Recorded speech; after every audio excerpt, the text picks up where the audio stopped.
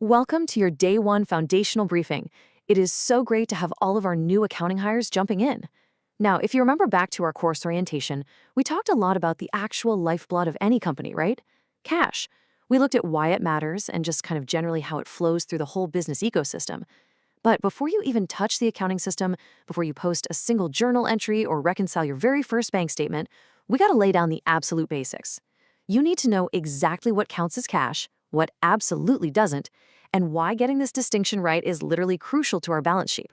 Okay, let's dive right into this. Our agenda today covers 5 core areas. First, welcome to cash basics, then cash versus cash equivalents. Third is the restricted cash rule. Fourth is real-world classification. And finally, high-risk, tight controls. Look, mastering these 5 specific categories right out of the gate is going to keep our balance sheet deadly accurate and honestly keep you out of trouble. Let's get started. Section 1. Welcome to Cash Basics. To properly manage or record cash, we have to start with a really simple truth. You just can't do your job if you don't know exactly what counts as cash in the strict eyes of accounting. I know it sounds incredibly basic, but you would be shocked at how often the lines get blurred in the real world. So here's your golden rule. Seriously, write this on a sticky note and stick it right on your monitor. If you can spend it today, it's cash. That immediate usability without any penalty is the defining factor. If the business needs to buy office supplies right this second, can we use those funds? That includes the obvious stuff, physical currencies sitting in a petty cash drawer waiting for an emergency coffee run, but it also includes checking account balances and demand deposits, which is really just the technical term for money you can yank out of the bank at any time without facing a penalty. Immediate usability, that's the test. Moving on to Section 2, cash versus cash equivalents. Now, a healthy company rarely just leaves all its available money sitting completely idle in a regular checking account. They invest it. So the crucial point here is understanding the strict criteria for what we call a cash equivalent. Basically, these are short-term investments that are so incredibly close to becoming actual cash that they pretty much behave exactly like it. They're easily converted to a known amount of money with minimal risk of losing any value. And because they're practically risk-free, accounting rules actually let us group them directly with actual cash on the balance sheet. But the window for this is extremely tight.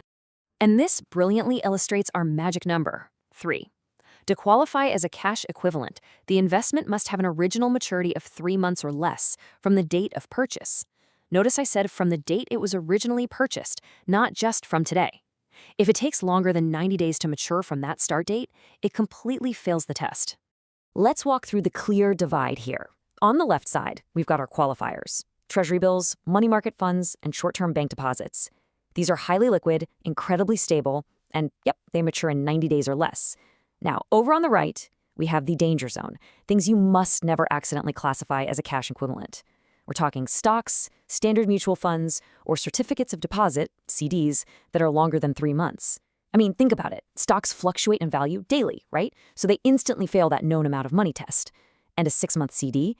Well, that obviously fails the 3-month test. You really need to keep these distinct in your mind.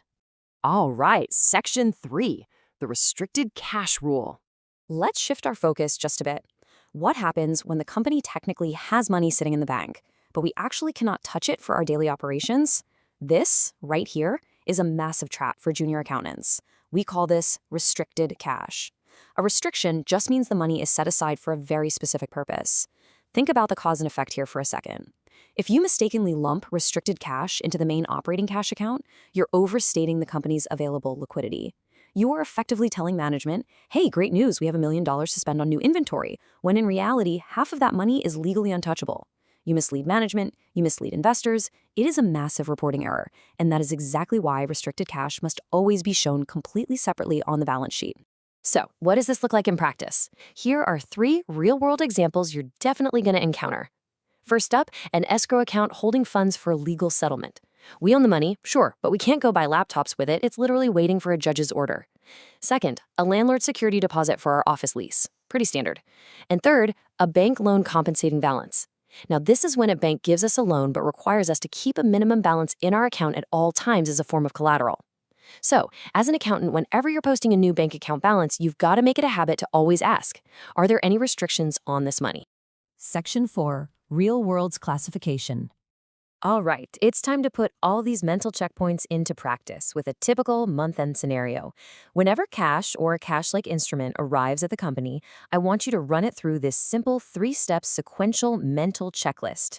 Step 1, is it free to use? If it's totally unrestricted right now, boom, it goes to the main cash account. Step 2, is it restricted? If we can't use it freely, it goes straight to a separate restricted cash account. And step 3, is it a very short-term investment, under 3 months? If yes, it's a cash equivalent, and we group it with our cash.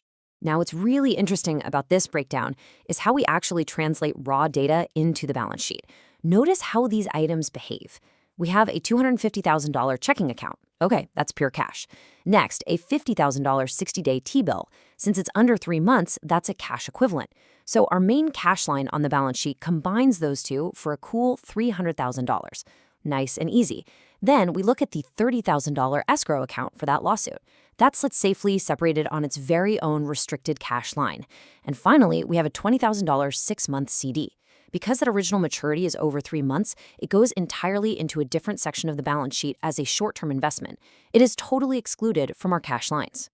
But I do want to highlight a major pitfall here. You've got to watch out for timing shifts. Imagine you purchased that 6-month CD exactly 3 months ago. Well, guess what?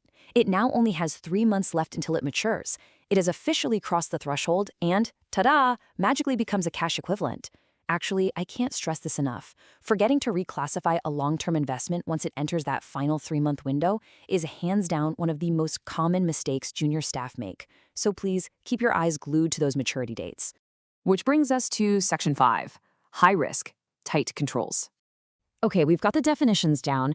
Now we really need to pivot to the overarching threat in accounting and why the cash account specifically attracts more controls, more reviews, and way more auditing than almost any other asset on our books. Plain and simple, cash is the #1 target for fraud, bar none. In fact, standard corporate fraud studies show that cash misappropriation happens in over 80% of all reported fraud cases. 80%? Why? Well, because of two undeniable traits. First, it's perfectly liquid. It can be spent immediately. Think about it. If someone steals 10 pallets of inventory, that leaves a massive physical footprint. You have to move it, store it, try to fence it. But if someone wires cash offshore, no physical trace. Poof, gone. Second, cash is literally everywhere. It touches collections, vendor payments, payroll, the petty cash drawer, the whole shebang.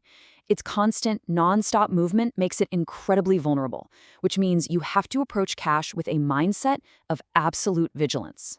And because of that crazy vulnerability, these are the protective habits you really need to build right now.